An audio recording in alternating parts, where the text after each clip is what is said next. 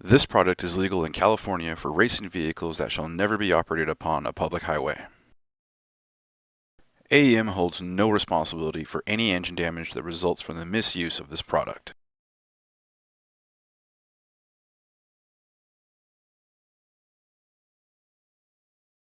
Before we proceed, let's discuss why you'd want to use the FIC's O2 map to alter closed-loop AFRs. For many naturally aspirated vehicles, the factory ECU would try to maintain a closed-loop AFR of 14.7 for as long as possible. On these same vehicles that have been converted to forced induction, it's possible to start making boost well before the ECU has gone into open-loop operation.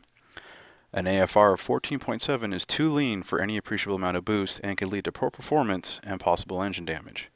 Using the FIC's O2 map, we can alter the ECU's desired closed-loop AFR to a more acceptable, richer value. By adding voltage to the O2 sensor circuit, the FIC can alter the ECU's targeted closed-loop AFRs. The FIC essentially makes the ECU think that a richer AFR, like 12:1, is now its targeted stoic AFR.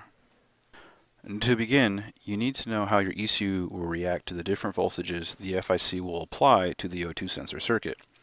To do this, we conduct a simple test. The needed equipment for this test is of course the FIC, an external AEM F I C O2 gauge, and an OBD2 scan tool.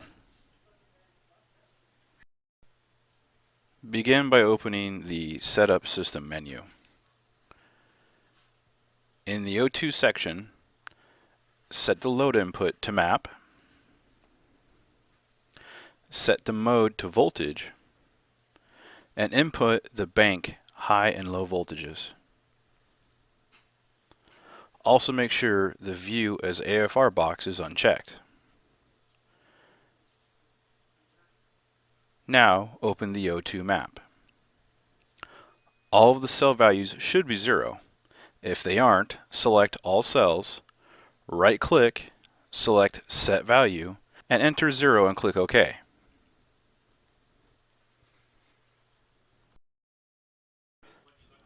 Now, with your vehicle parked, running, and fully warmed up, bring the RPMs up to about 2000 RPM. Start inputting small voltages into the entire O2 map. Start at 0.1 or 0.2 volts, and using your AEM F I C O gauge, read and record the new air-fuel ratio. At the same time, use your OBD2 scan tool and read and record the current short-term fuel trim. Repeat this procedure and test for different voltages by increasing the cell values globally in small increments such as 0.1 or 0.2 volts.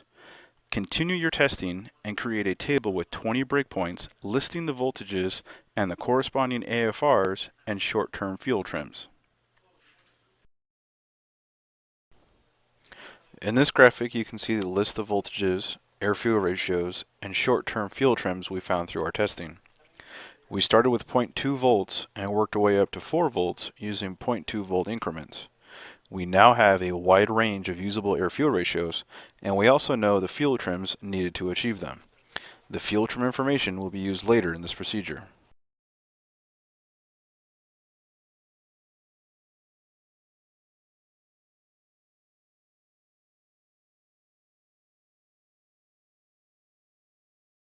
Now that we have our voltage, air-fuel ratio, and fuel trim info, we can build our O2 AFR map. Open the Setup System menu and check the View as AFR box, and then click on the Map button. Now input the info you found through testing into the table. Make sure the smallest value is put in the first cell, and the largest value is in the last cell. Once completed, close the table and open the O2 map.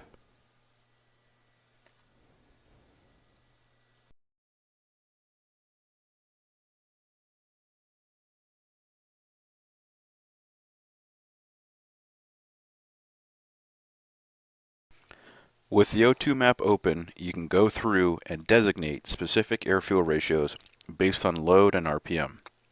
Let's say in the low load area that we are happy with a 14.7 air-fuel ratio, so we can click and drag over the desired cells, right-click, select Set Value, and input 14.7.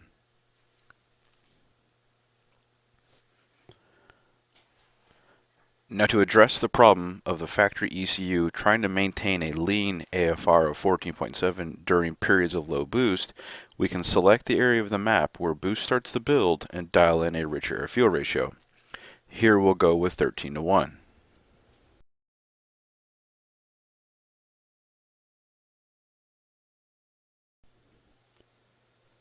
Next, we'll go with an air-fuel ratio of 12.5:1. And then here we'll go with an air-fuel ratio of 12.0:1. We can continue this upwards through the map for all load breakpoints. Now we need to compensate for these richer air-fuel ratios by adjusting the fuel table.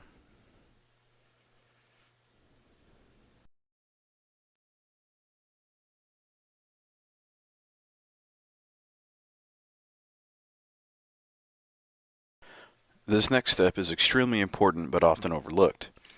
By making the ECU's target air-fuel ratio more rich, it will sense that the current condition is too lean, and fuel trims will increase to make the actual air-fuel ratio match the desired target ratio.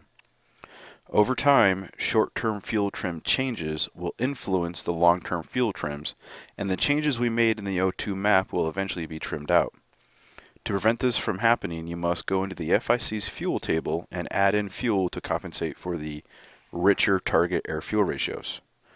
During your previous testing, you found the short-term fuel trims needed to satisfy the ECU's target air-fuel ratio requirements. Use this trim information to adjust the fuel table where you've gone more rich. For an air-fuel ratio of 13, we have a fuel trim of 20. Select the desired cells, right-click, set value, and input 20 into the fuel map. For an air-fuel ratio of 12.5:1, we have a fuel trim of 26.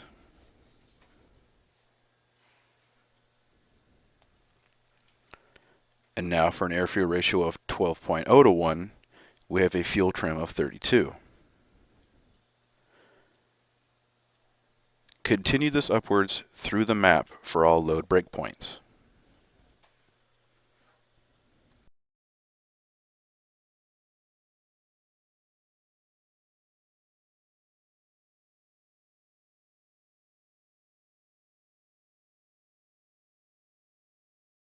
Now that you've completed your O2 map, test your vehicle while monitoring your air-fuel ratios and checking short-term fuel trims.